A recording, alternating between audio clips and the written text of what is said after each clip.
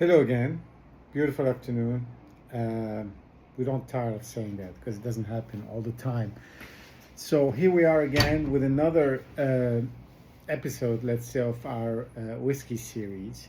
And this one is an American whiskey, and it has a little bit of a history. And let's get into this a little bit. So this is the property is owned by this guy Raj Bhakta, as you see on the label on the bottle. It is a This guy is really a very successful entrepreneur, still reasonably young. His claim to fame was he was one of the founders or early investors in Whistle Pig, the rye whiskey company in the U.S. And he sold it. He sold his share in 2019, 2020 for a pretty chunk of change, and he completely sort of separated from them, and he started his own new venture, looking to kind of develop a collection of spirits. Along the way, it says that by luck, maybe he was doing some research, he came upon a cask of a cache of like really old Armagnac in the south of France, which got him into sort of that side of the spirits, and also give him access to a whole range of casks that had been used for the aging of these Armagnacs. And over time, in the last few years, he's developed a few products, a few, whiskeys that are bottled and sold out of there. He has a new base in Vermont in the US. And this is one of those whiskeys. I mean, I'm not going to get into the whole collection. I have another, I've had some of his brandy. He still sells really fine, very old Armagnac.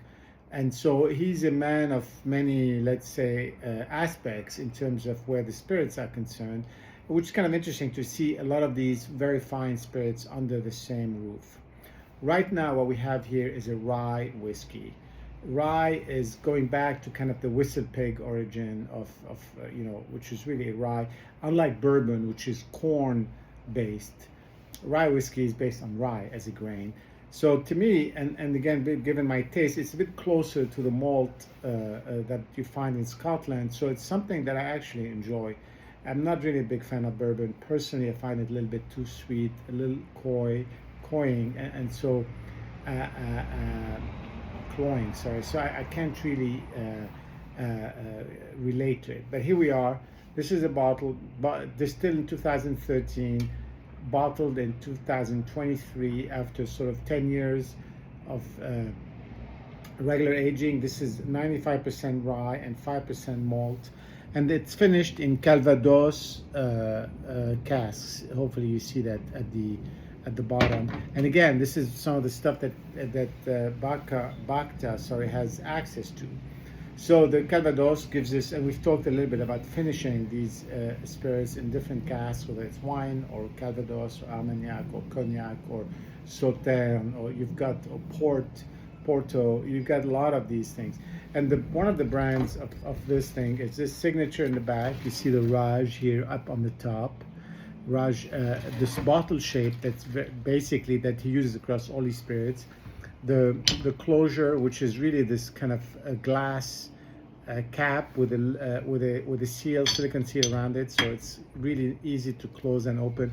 I've seen that also before in some wines from I think from Oregon.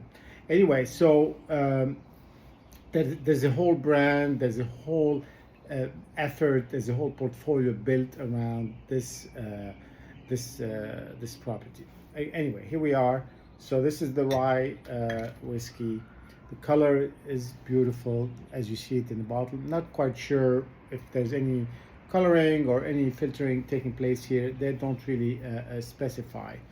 On the nose is, to me, is very typical of rye whiskey, and I like that. It's got this, it's a little sweet, not too much. It's kind of sharp. It has the aroma expands, in your nose, which is a very interesting phenomenon. It's kind of unique, but it also has a spiciness, and it's not spicy like spice. It's spicy more like nutmeg, cinnamon, kind of very American from that point of view.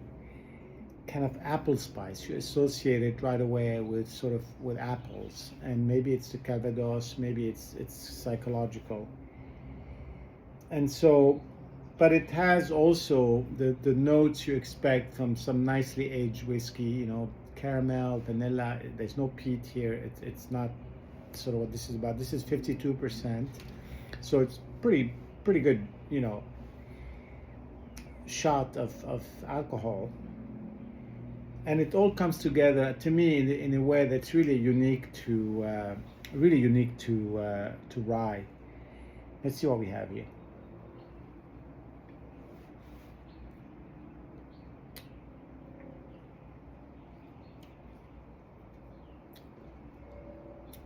Pretty sharp actually on the palate, which is nice because it's not too sweet.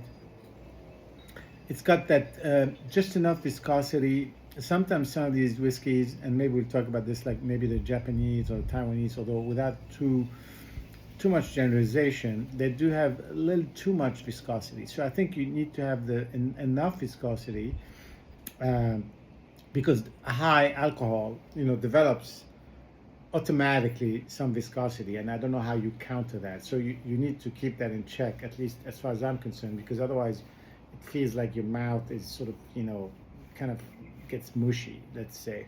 So this is just really the right amount. It does kind of hit you everywhere, so I think it's a nice thing about a good strong whiskey.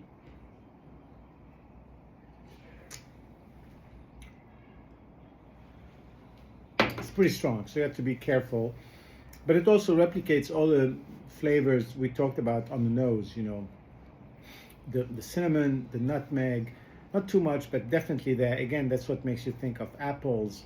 It's a fine whiskey, so it's very smooth, very well balanced. There's no, you know, shocking sort of factor here, but it's powerful, and you feel it, and so it's kind of one of those things where you can enjoy. You know, you don't need much to enjoy it and have a nice little shot in the afternoon. It's the kind, as I said, the kind that I like because it doesn't have the sweetness that you find in a lot of bourbons, and it's the finish, you know, with the Calvados adds a nice touch, you know, of kind of just a little bit of a twist on the notes that I described in terms of the apple and the spiciness that sort of come together with that. Anyway, very enjoyable. Glad to share this with you guys, and see you soon.